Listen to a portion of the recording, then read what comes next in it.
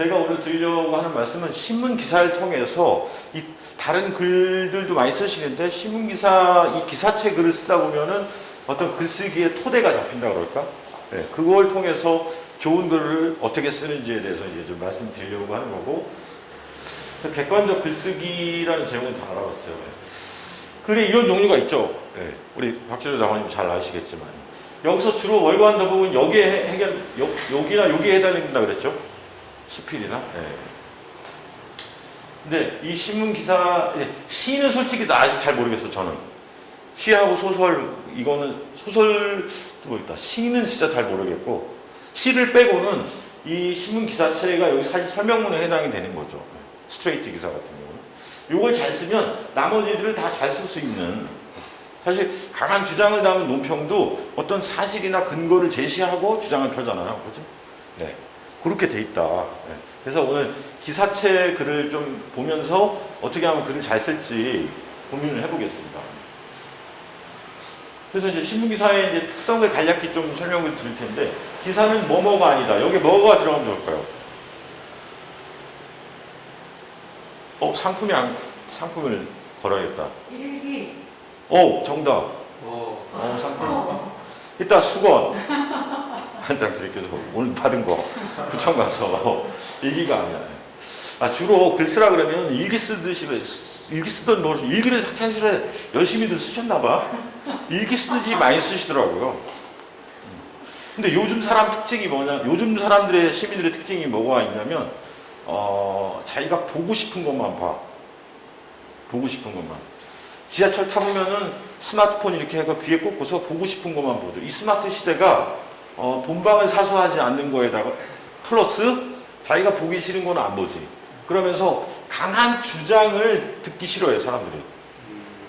그럼 어떻게 될까요? 이 정의당 사실 뭐 동물농구위원회 논평 이런 거 쓸 수도 있잖아요, 강하게. 해등론 이거 반대한다. 근데 이제 논평, 칼럼 이런 거를 보통 사람들이 보는 것 같아요. 지역 신문 기사들이 보죠, 기자들이. 그렇죠. 그래서 요즘 사람들은, 보통 시민들은 논평, 칼럼과 같은 강한 주장을 듣기 싫어해요. 그것을 잘 마사지 해줘야 되는 거예요. 설득력 있게. 네. 월간 도봉에는. 근데 이제, 그러기 위해서는, 내가 주인공이 돼서 쓴다기보다는, 관찰한 것들을 좀 써보겠다. 보고 들은 것들 위주로. 여기에 좀 더 가깝게 글을 써보겠다. 이렇게 좀 마음 먹었으면 좋을 것 같아요. 일기는 따로 그냥 자기가, 일기와 다른 글의 차이가, 결정 차이가 뭐예요? 일기는 자기만 보는 거고, 사실 모든 글은 보여주기 위해서 쓰는 거잖아요. 보여주기 위해서는 설득력이 있고 잘 써야지. 그래서 이 기사를 글을 많이 이제 연습하다 보면 글쓰기가 차츰 좋아지죠. 그래서 보통 평가는 보는 사람이 한다는 거야. 그래서 보고 들은 것 이런 거 하고, 느낌과 주장을 스필도 이제 월간 도봉에는 스피치가 있으니까 들어가야지. 들어가는데 그것을 강하게 담지 말고 쭉쭉쭉쭉 다 읽은 다음에 본 사람이 이래서 공공의료가 필요하네. 이래서 호떡이 이렇게 된 거구나. 그냥 이렇게 느꼈으면 좋겠어요. 좀 더 쉽게 얘기해가지고 자랑을 직접적으로 하는 것과 같아.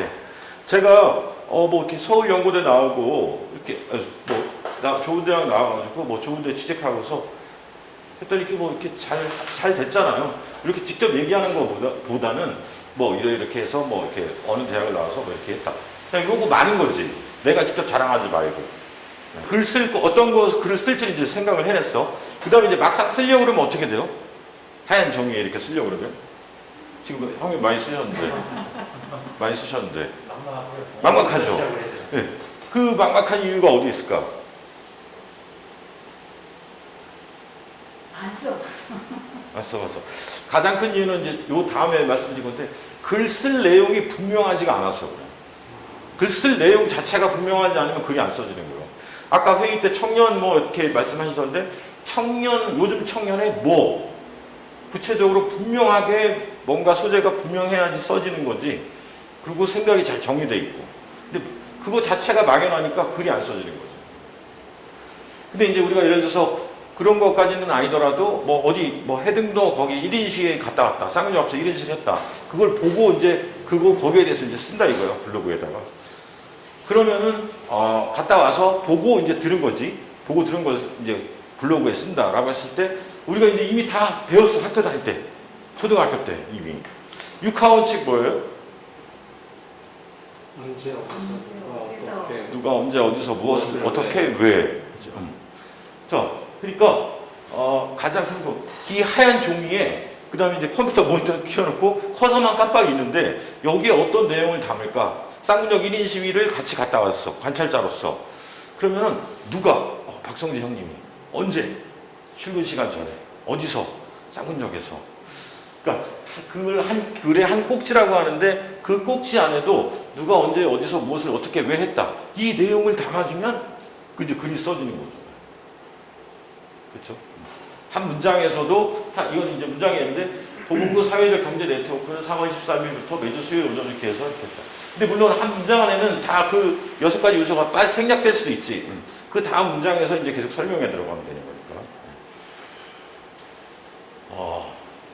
그리고서 뭐 이따가 이제 뭐 쓴 글들을 보면서 보면 자기가 쓴데 초등학생들 이제 한참 지났는데도 주어는 뭐 이렇게 뭐 나는 했는데 나는 뭘로 이렇게 시작했는데 뭐 아무튼 이상하게 되는 경우들이 많아요. 그래서 다시 이렇게 읽어봐야 되겠어.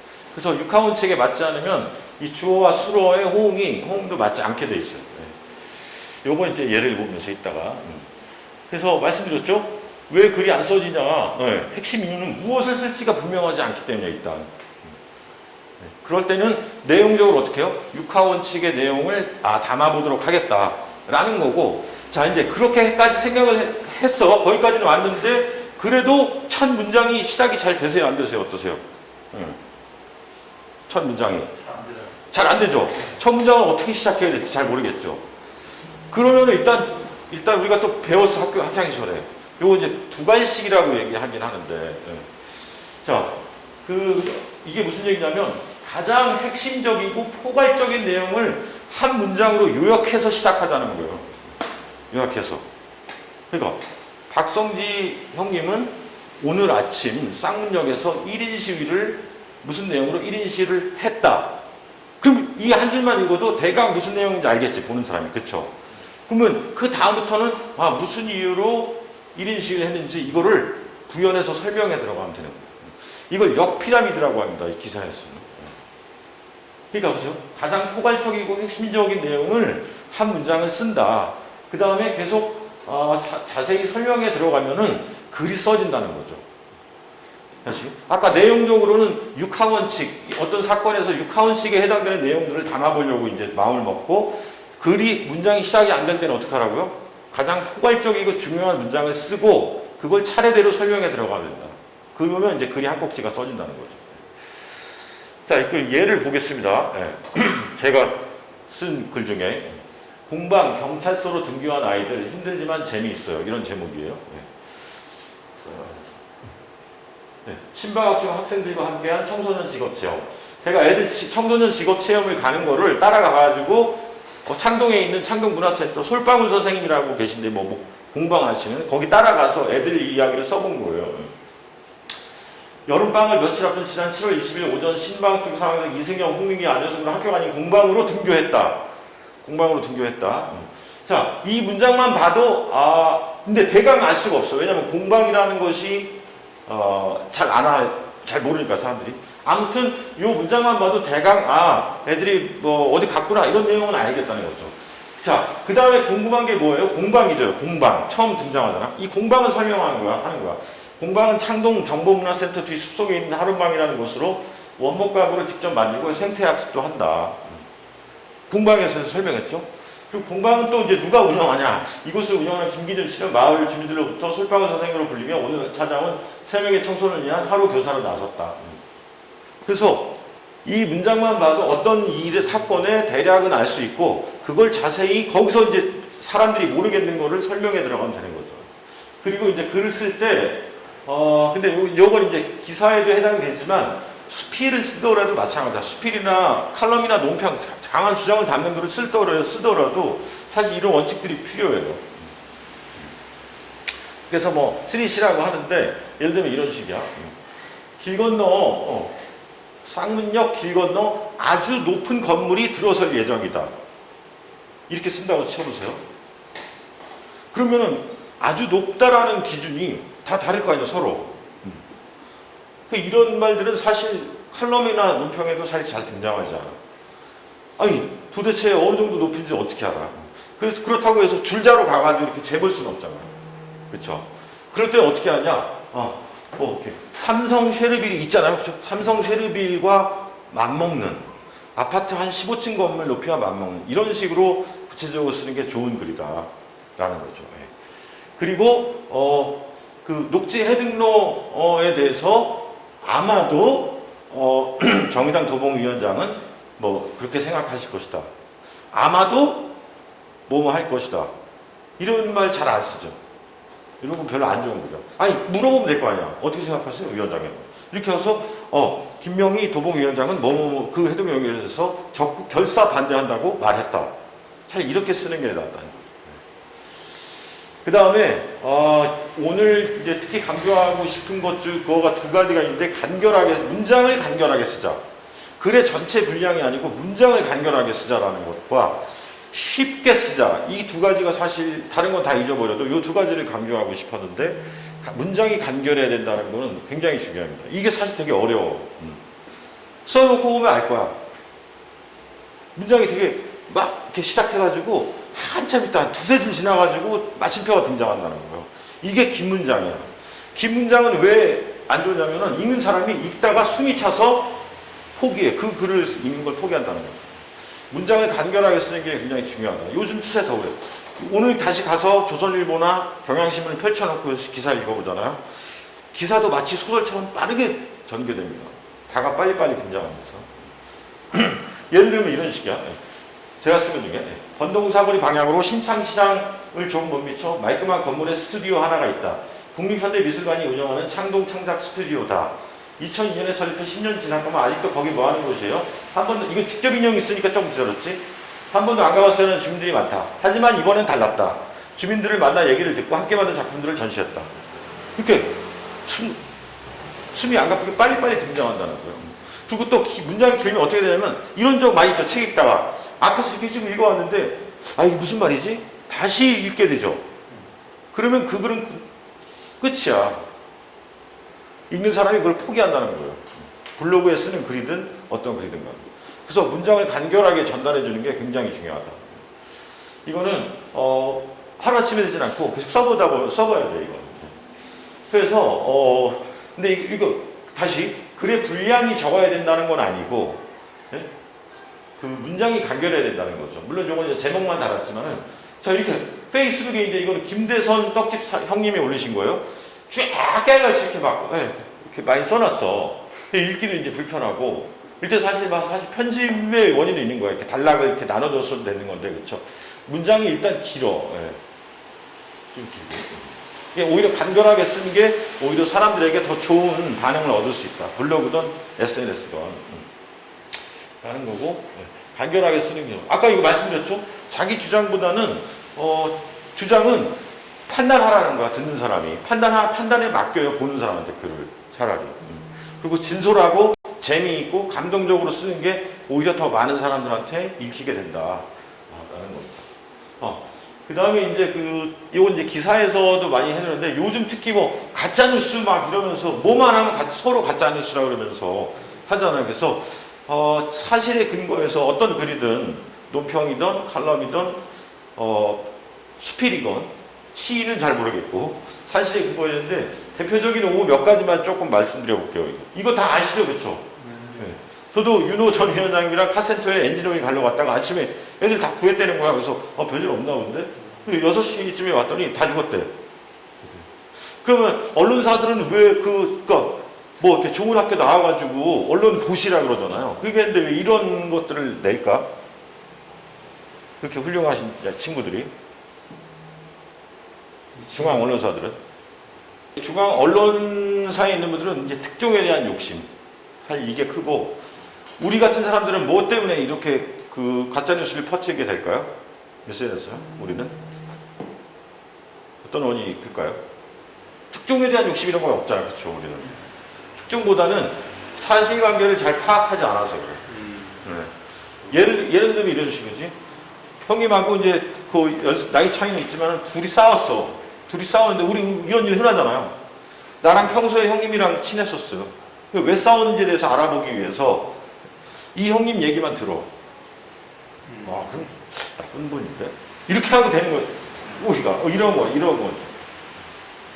그러니까 언론사 기자들은 특종에 대한 욕심 이런 거나 게으름 이런 것 때문에 우리도 자기가 친한 사람 얘기만 들어본다든지 게으른 얘기면 게을러서 다른 사람이 그러면 이제 그 잘못된 허위 사실을 쓰게 된다는 거예요. 또 하나 더 이것도 보면은 그 강호동 종편 채널 A 동아일보에서 운영하는 채널 A가 처음 생겼을 때 대박 후보를 한번 낸 적이 있어요. 강호동 다 아시죠? 강호동이 이제 엄청 막 방송에 이제 뜨고 막 이랬을 때였는데 그때 하필 특종이라 그러면서 동아일보가 강호동 조폭 출신 이렇게 내보냈어요. 이 제목을 영상 방송에 그 강호동 매니저하고 강호동이 엄청 항의했지. 나중에 이제 사과까지 했는데 그러면 동아일보에서 왜 이런 방송을 내보냈냐? 강호동 얘기 나온 거는 맞아. 나온 거는 맞는데 이게 이제 그 한국 씨름과 일본 씨름 뭐죠? 스모. 그쵸? 스모하고 교류협회가 있었는데 당시에 천하장사했잖아요. 선수 대표 자격으로 거기 가서 앉아있기만 했어. 앉아있기만 했는데 봤더니 그쪽 일본 스모협회 형님들이 주로 깍두기 출신들로 추정되는 분들이 많은 거야. 거기 사이에 앉아서 그냥 괜히 사진 한번 찍혔는데 강호동 조폭인가 이렇게 하니까 해버리니까 그렇죠. 이런 게 이제 사실에 맞지 않은 내용을 전파한다는 거죠. 우리도 그렇고. 그래서 또 하나 보면 우리가 조등동 얘가 많이 나오네요. 그것도 나영이 사건 아시죠? 나영이 사건. 전라북도 나주에서 몇 년 됐는데 그것도 애가 이제 자고 있는데 애들 이렇게 해가 이렇게 업어가가지고 해고서 그쵸? 근데 이게 범인이 누굴까? 온 전 국민의 관심이 있었던 거야. 근데 바로 다음날 조선일보 1면에 지금 이제 모자이크 처리돼 있는데 모자이크 처리도 안 하고 고땡땡이 나영이 범인 이렇게 나간 거예요. 1면에 진짜 나왔었죠. 근데 이제 며칠 있다 보니까 얘가 범인이 아닌 거야. 범인을 따로 잡았어. 그러고서 지금 그 사과 정정보도는 3면 안쪽에 꾹 않게 이렇게. 근데 얘는 지금 얘는 그러면 어떻게 됐겠어요? 그 동네에서 조선일보가 또 얼마나 영향력이 큽니까, 그렇죠? 완전히 매장됐지.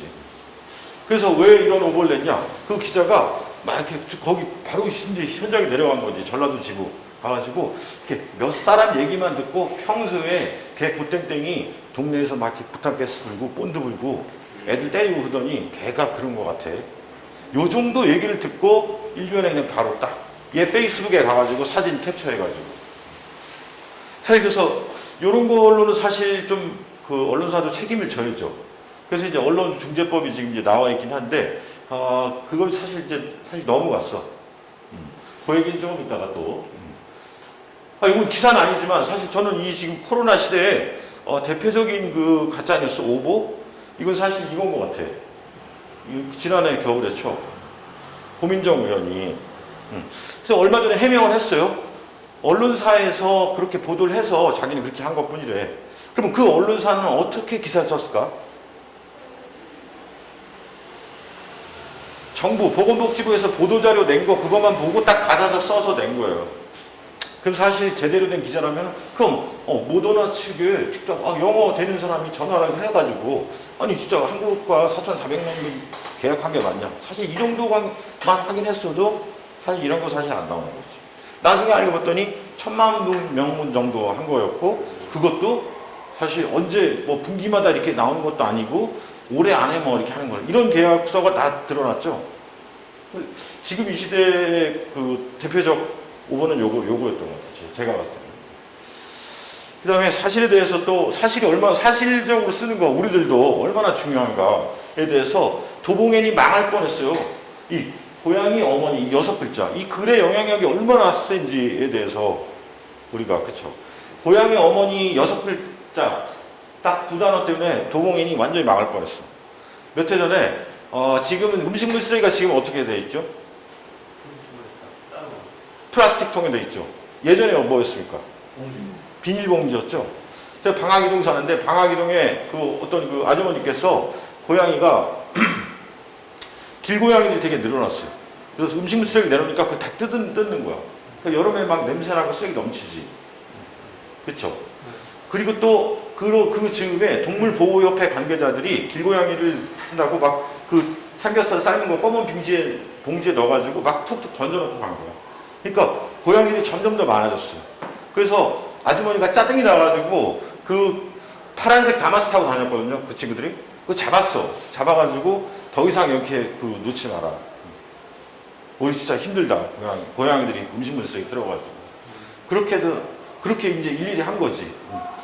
그걸로 이제 도봉구청장상을 받은 거예요. 그 깨끗한 골목길에 기여했다. 자, 이걸 가지고 이제 기사를 썼어. 근데 다른 분이 써왔는데, 우리 그때 당시에 데스크를 제가 보고 있었기 때문에 저도 그냥 무심코 넘어간 거지. 근데 그러니까 방학이동 고양이 어머니 도봉 일꾼상 수상 이렇게 제목이 나가는 거예요. 근데 고양이 어머니의 의미가 뭐예요? 지금은 캣맘. 그치, 길고양이는 오히려 돌보는 사람인 거잖아. 근데 제목을 고양이를 때려잡은 어머니가 상 받았는데 그걸 고양이 어머니라고 제목이 나간 거지. 자, 그래서 이거를 인터넷판으로 도봉에 있는 기사를 보고 동물보호협회에서 구청 앞에서 기자회견 열고, 우리 사무실도 오는데 우리한테 와가지고 기자회견 열고 당장 그 기사 내리고 정정보도를 하라는 거야. 그래가지고 우리 그때 완전히 다 망할 뻔했어요. 그래서 글이라는 게 별거, 우리가 쓰는 글이라는 게 별거 아닌 것 같지만 굉장한 영향력을 가지려고 치면은 굉장한 영향력을 가질 수 있다. 굉장히 주의해야 된다. 앞에 그래서 다 언론사들의 오보와 우리의 요 사례를 보면서 글의 영향력이 얼마나 큰지, 그리고 얼마나 주의해야 되는지 요걸 이제 알 수 있었어요.